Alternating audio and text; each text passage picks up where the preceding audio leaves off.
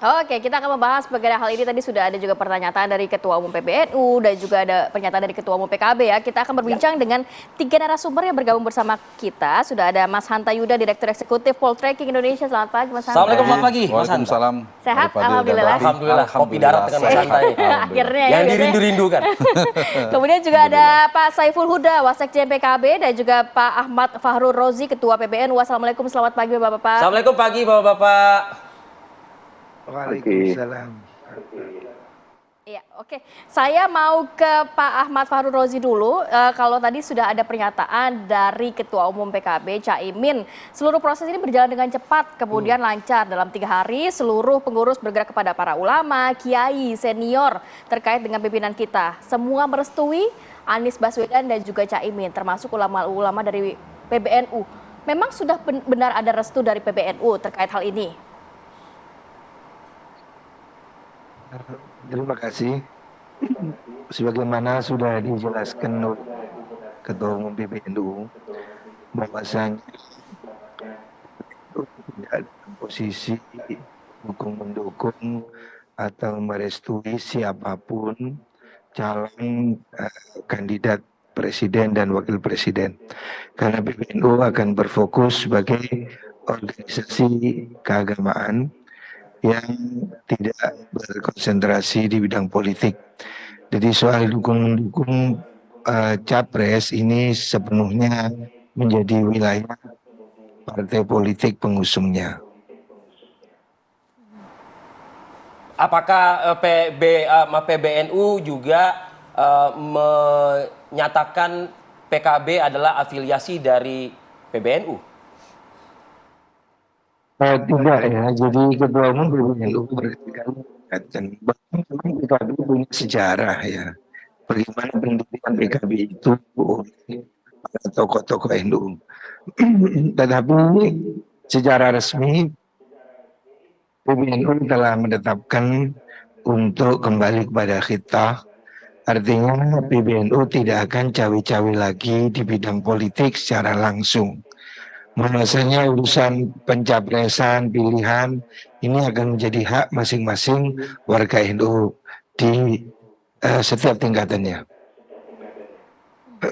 Artinya kalau misalnya Ketua Umum PKB menyatakan sudah izin, sudah pamit, dapat restu, didukung oleh Nahdlatul Ulama, artinya pernyataan ini sah-sah saja, boleh-boleh saja, seperti itu. Saya kira dia didukung mungkin oleh para kiai ya, pada lebih tepatnya, karena jumlah kiai itu sangat banyak sekali ya. NU mempunyai kurang lebih 28 pesantren di seluruh Indonesia, yang 6.500 ada di Jawa Timur. Saya kira kalau Caimin mendapat dukungan dari para kiai atau tokoh-tokoh masyarakat yang selama ini memang sudah mendukung PKB, itu sesuatu yang bisa dilihat ya.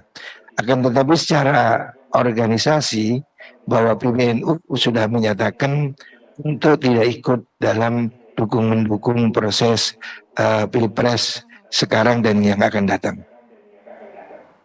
Ada beberapa pemberitaan di beberapa media, pernyataan-pernyataan yang dilontarkan dari PBNU nih, Gus Fahrul Rozi. Saya ingin mengkonfirmasi apakah benar pernyataan itu disampaikan oleh PBNU atau mungkin beberapa pihak mungkin yang memang berada di ormas PBNU ini mengenai siapapun yang berpasangan dengan Ketua Umum PKB itu tidak akan menang seperti itu. Ini perlu konfirmasi kami ke PBNU. Itu bukan sikap politik NU secara kelembagaan ya, itu mungkin kolega saya ada salah seorang wakil sekjen ya yang mencetuskan hal seperti itu, mungkin dia berdasarkan pengamatan dirinya apa yang dia lihat, tetapi NU tentu saja tidak akan melakukan komentar sejauh itu secara resmi, bahwa NU tidak akan menjadi perawat untuk karir politik seseorang. Saya kira itu mungkin sekedar dari teman kita di jajaran pengurus saja. Oke, baik. Saya mau ke Mas Saiful Huda. Mas Saiful Huda, kalau melihat tadi dari PBNU menyatakan tidak ada cawe-cawe dalam Pilpres 2024 ini, begitu kan? Tapi kalau dari sisi Caimin sempat menyatakan bahwa ini sudah ada restu, sudah ada dukungan juga dari para alim ulama, khususnya di NU begitu. Tanggapan dari PKB sendiri seperti apa? Ya, terima kasih. Gus Fahrur, apa kabar? Baik. Yang pertama, kita apresiasi, kita hormati pernyataan dari Gus Yahya. Berikut tadi penjelasan juga dari Gus Fahrur. Tidak ada yang salah pernyataan dari Gus Yahya sebagai Ketua Umum PBNU. Bahwa PBNU memang nggak bisa jadi kompetitor. Kan tidak diatur dalam undang-undang. NU bisa mengusung figur dan diakui oleh KPU, tidak ada. Jadi nggak ada yang salah. Itu yang pertama, dan kita hormati pernyataan secara resmi dari PBNU. Yang kedua, memang nggak ada suasana menghadap-hadapkan. Kami kemarin deklarasi pasangan Mas Anies dan Gus Imin sama sekali tidak menggunakan simbol-simbol NU, sama sekali tidak ada. Dan tidak ada istilah restu, sudah dapat restu dari PBNU. Yang ada adalah para kiai, para masyayikh, pengasuh-pengasuh pondok pesantren merestui Gus Imin maju dengan istilah budal Gus. Sudah waktunya kader NU, tokoh NU untuk maju dalam Pilpres 2024. Melanjutkan agenda-agenda perjuangan para kiai, para ajengan. Kira-kira begitu. Jadi tidak tepat memang kalau dihadap-hadapkan isu ini antara PBNU dan PKB. Yang ketiga, Oke, jadi dari PKB. Gus Muhaimin sendiri adalah cucut pendiri NU, yaitu Kiai Haji Bisri Sansuri, gitu. Jadi kalau beliau dapat simpati kuat, dapat dorongan kuat dari para kiai, wajar, gitu. Tidak ada yang salah juga pada konteks itu. Oke. Nah, yang Oke, keempat, sudah. apa yang menjadi pandangan PBNU itu mungkin hanya menjadi bagian dari pandangan-pandangan lain di dalam tubuh NU sendiri. Di dalam tubuh NU juga ada yang berpandangan ini era reformasi, orang bisa merdeka untuk menentukan sikapnya, bukan lagi kita berada di zaman otoriter yang segala aspirasi dititipkan sesuai dengan apa yang menjadi kepentingan penguasa, karena saking represinya dialami oleh keluarga besar NU. Nah, pandangan ini menyatakan karena itu sudah di era reformasi, warga Nahdliyin wajib menyatukan dan mengkonsolidasikan kekuatan politiknya.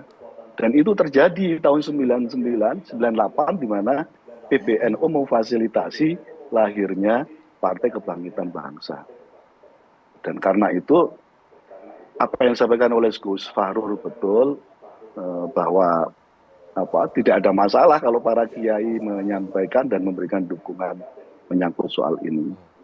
Nah, yang pandangan yang lain juga perlu dipahami juga bahwa dalam kontestasi yang semacam ini pasti akan narik-narik PBNU. Karena itu tinggal nanti kita tunggu Gus Fahrur, kalau ada kader tokoh NU yang mungkin diambil oleh poros Pilpres ini yang lain, membuat pernyataan yang sama. Kira-kira begitu. Misalnya ada tokoh siapa yang berlatar belakang NU, saya kira PBNU bisa melakukan sikap yang sama, bikin konferensi pers yang sama, supaya ada keadilan yang sama memperlakukan. Siapa Mas Huda? Siapa Mas Huda? Tokoh. Saya nggak tahu, seandainya. Tapi PKB berharap, kita sangat berharap tidak ada lagi tokoh NU selain Gus Imin yang diambil oleh dua poros yang sekarang tersisa ini. Karena PKB meyakini sekali putaran dalam Pilpres 2024 tidak ada tokoh satupun terkecuali Gus Imin yang berkompetisi 2024. Seluruh warga NU akan berbondong-bondong balik lagi ke rumahnya dan akan mencoblos pasangan Mas Anies dan Gus Imin. Karena warga Nahdliyin sudah semakin dewasa, hanya dengan Baik, menguatkan PKB, kedaulatan warga Nahdliyin akan semakin diperhitungkan oleh suasana politik ke depan. Oke. Baik Mas Huda, sinyal tuh dari Mas Huda kayaknya ya, Gus Fahrur ya, PBNU dalam konferensi pers kemarin mengatakan netral ya, tidak politik praktis, tapi sinyal dari Mas Huda ini seakan-akan membantah tuh konferensi pers kemarin dilakukan oleh PBNU. Kita ulas di segmen berikutnya, ada Hanta Yudi juga di studio. Kami akan kembali sesaat lagi.